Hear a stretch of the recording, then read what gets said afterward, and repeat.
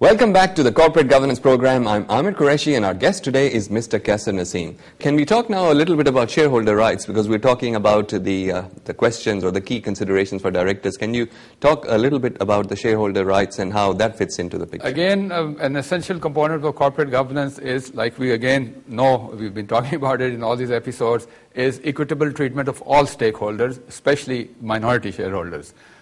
In Pakistan, we've noticed, not all companies, but the general assumption is that the annual general meetings are not held on time, they're not held in a proper manner, you're not really talking to the small shareholders and taking their input when you're taking major decisions in the company. But that's against the norms of good corporate governance. And companies need to realize, and many of them have, that you need to treat the minority shareholders at par, and hence provide them an opportunity through cumulative voting, for example, through well-organized and well-circulated agendas of the annual general meetings, have their views on the doings, the undertakings of the companies and the running of the company. So that is very essential.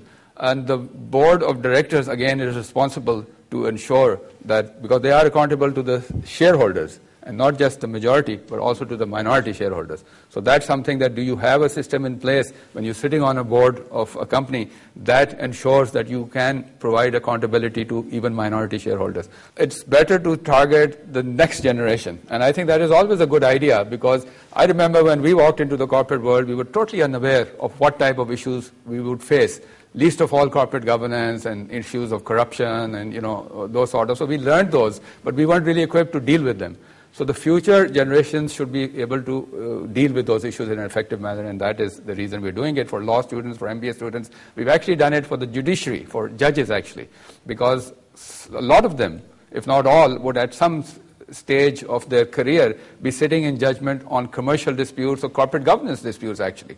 So therefore we're targeting the judiciary and lawyers from the private sector. So that's the other initiative on training. Just a small reminder on the board development series, which is the flagship training program of the Institute of Corporate Governance, which was initially initiated by the International Finance Corporation. Today, close to 50, if not more, directors who have gone through that program and have been accredited. So like I was saying earlier, that over a period of time, we should have a database of maybe several thousand of these individuals. Now, these 50, quite a few of them have been on this show of yours also, are today better equipped.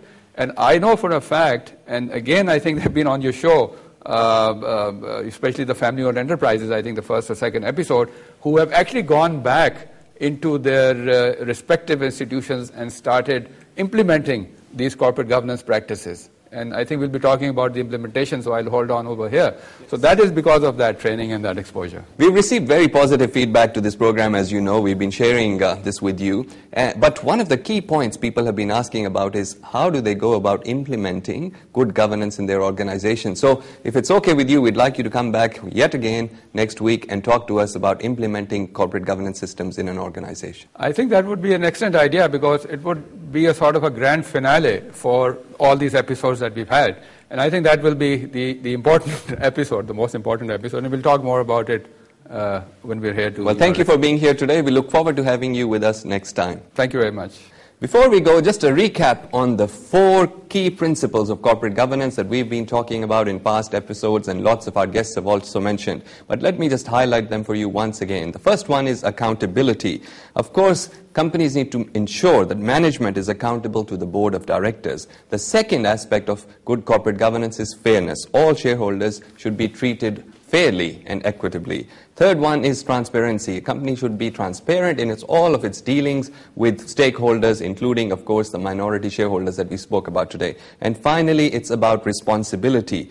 It's about recognizing the responsibility or the rights of all the shareholders. I hope you've enjoyed the program today. Our special thanks to the IFC for supporting this initiative, and we look forward to having you with us next week. Until then, take care.